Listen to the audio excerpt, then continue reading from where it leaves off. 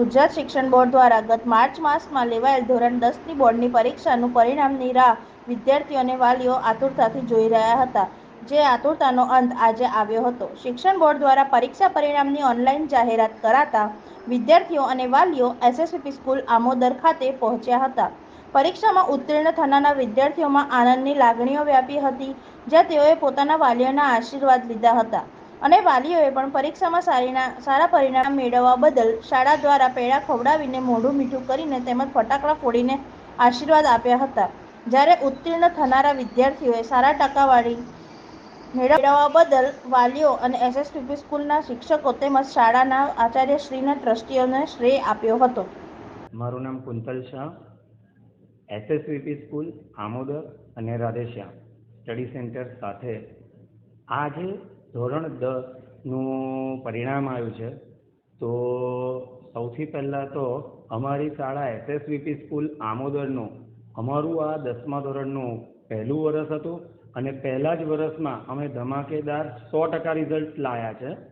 અમારો એક પણ વિદ્યાર્થી અહીંયા જે રિપીટ થયો નથી અને એના માટે હું ટ્રસ્ટીગણ, લતા મેડમ, જયેશ સર, ટીના સર, ડિમ્પલ મેડમ અને અમારા પ્રિન્સિપલ મેમ જ્યોતિ મેમનું ખાસ આભાર માનીશ કે જેમના સપોર્ટને કારણે આજે અમે આ પરિણામ લાવી શક્યા છે. અમારી શાળામાં ટોટલ અત્યારે 45 છોકરાઓ ભણી રહ્યા હતા, જેમાંથી 7 છોકરાઓ A1 લાયા છે અને બીજા 10 છોકરાઓ A2 લાયા છે. છેલ્લી ઘડી સુધીની મહેનત છોકરાઓની અને અમારા સંપૂર્ણ સ્ટાફની, જેના કારણે આ ઝળહળતું પરિણામ અમે પૂર્વ વિસ્તારમાં પ્રથમ વર્ષમાં જ લાયા છે.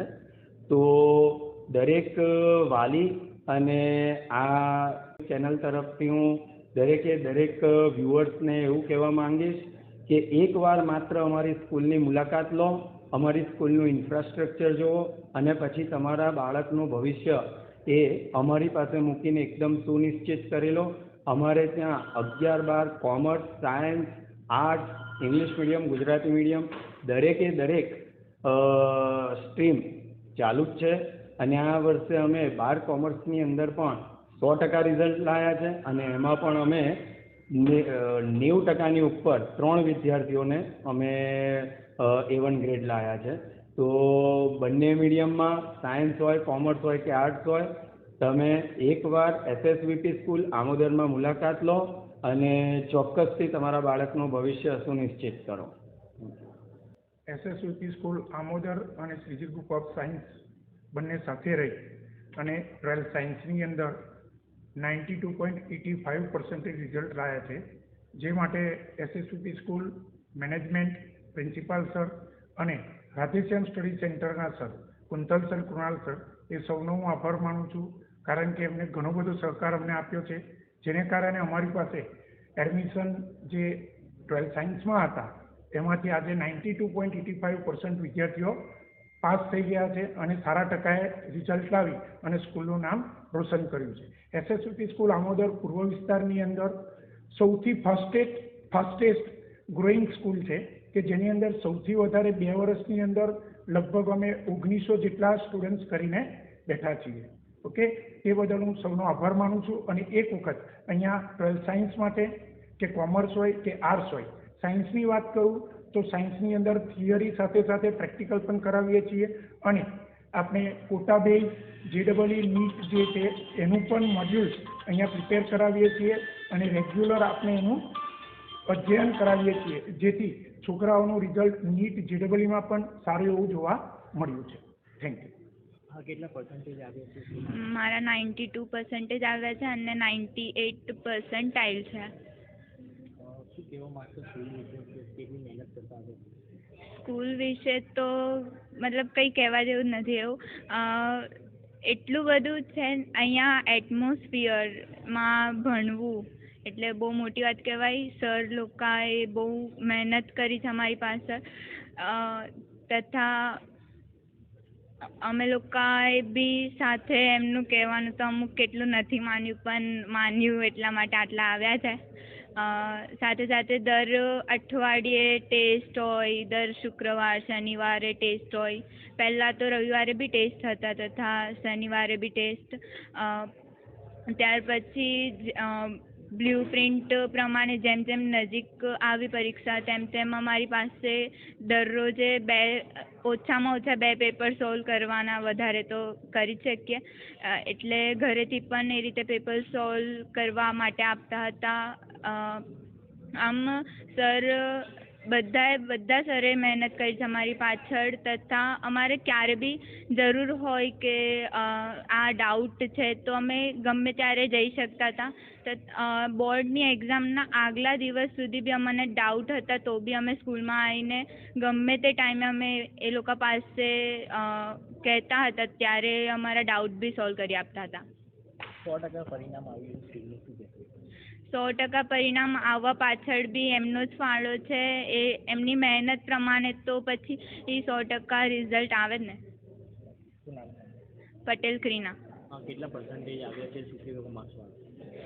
મારા 90% આવ્યા છે, 96 પર્સન્ટાઇલ જોડે. અને મારા આ પર્સન્ટેજ અને પર્સન્ટાઇલના પાછળ મારી સ્કૂલ SSVP અને એમના શિક્ષકોનું બહુ મોટું કોન્ટ્રીબ્યુશન છે. અને હું કહેવા માંગીશ કે મારા શિક્ષકો છેલ્લા 5 માર્ચ સુધી આ સ્કૂલ ચાલુ હતી અને એમાં અમારે છેલ્લા 5 વર્ષના પેપર, ગાલાના પેપર સોલ્વ કરાવ્યા અને અમને ઘણી બધી IMP આપી, જેથી અમે આ મુકામ સુધી પહોંચી શક્યા. કેટલી મહેનત કરવામાં આવતી? મહેનત તો અમે એટલી નહોતા કરતા, મારા ટીચર્સ અમારા પાછળ બહુ મહેનત કરતા હતા.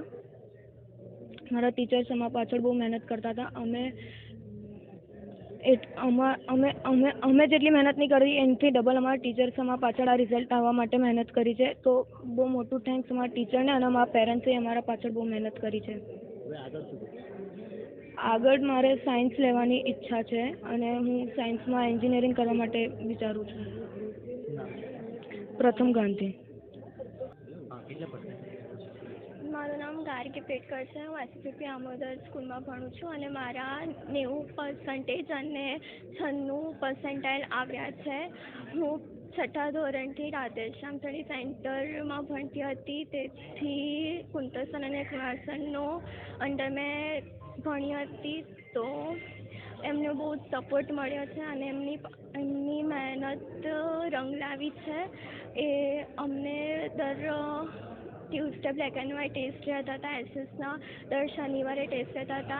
એના કારણે જ અમારા પર્સન્ટેજ આવ્યા છે અને અમારા સ્કૂલનું પહેલા જ વર્ષે 100% રિઝલ્ટ આપ્યું છે.